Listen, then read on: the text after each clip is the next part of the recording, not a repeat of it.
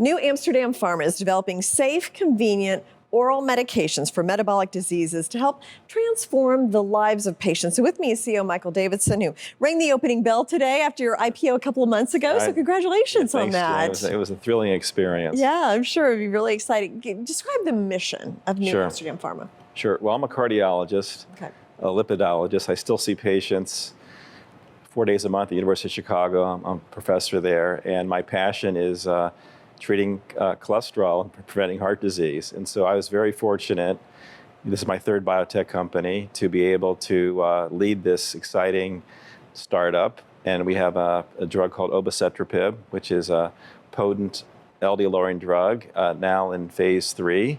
And we hope to have phase 3 completed by end of 24 and a large cardiovascular outcome trial completed in 2026. Okay, so 2026 may be when doctors could... No, we're hoping still for a potential launch in 25. In 25? Yes. Okay, and you just had some positive clinical trials, yes, right? Tell me about those. So we're working on a combination of obicetrapib with ezetimibe. Ezetimibe is a very widely used drug to lower cholesterol on top of statins, but it's only modestly effective. Okay. And so we added our drug with ezetimibe, we got a 59% median LDL lowering. So it's a very powerful, no therapy, bar none can lower LDL to that degree, especially as a pill, as an oral pill. And so we feel that's going to be a good part of our pipeline of the monotherapy obicetrapib and then the combination with ezetimibe. Got it.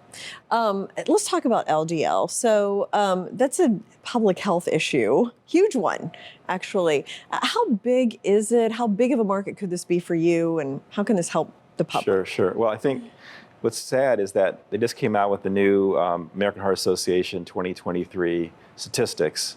And for the first time since 2003, heart disease rates have gone up significantly. And it's not just COVID. I mean, COVID had a role to play, but we're talking about cardiovascular death separate from COVID. Now, some of it was just, people get to the hospital, didn't take their medicines, the usual kind of the size of the pandemic, the risk of not taking care of yourself for preventing heart disease.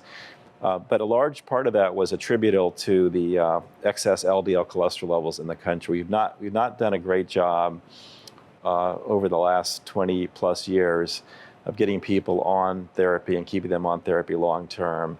And the impact of that has been premature cardiovascular death for many Americans. We think our market is at least 30 million globally. We're doing a global program.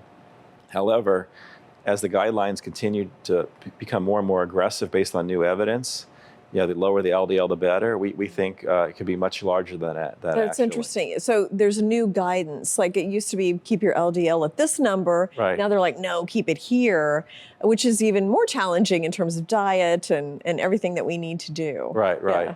That's the thing. I mean, once you have heart disease, it's kind of, let's get the LDL down as low as you can. I see. Safely. And so we have a drug we believe can be that type of drug, oral, well tolerated so far through phase 2. And we think that once we have our phase 3 safety efficacy trials completed, it'll be on top of maximally tolerated statins, which is the go-to drug to further lower LDL cholesterol. And the phase 3 you think will be wrapped up?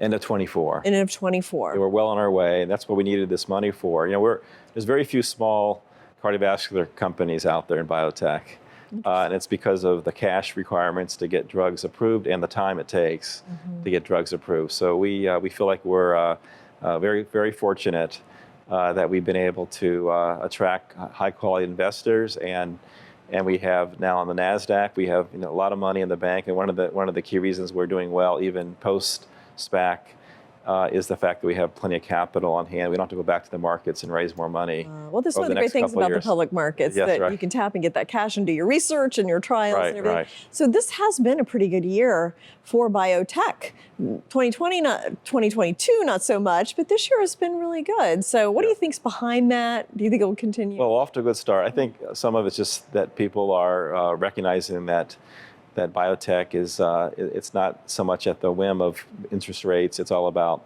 developing new therapies, innovation, and bringing those innovations to patients. And so I think good companies that have good products in development can be successful. And I think we're an example of that. We feel that we believe we have a great drug, and now with this cash in the bank, we have enough runway to get us all the way through past the cardiovascular outcome trial in 2026. Okay. Well, let's do another interview at the end of the phase 3 trials. Okay, sure. And we can get an update on how the drug's doing. Hopefully we'll be able to celebrate even more, because then we're even closer to getting it to patients. Yeah. Thank you so much for coming and joining us today. Thank you, Jane. Thank you.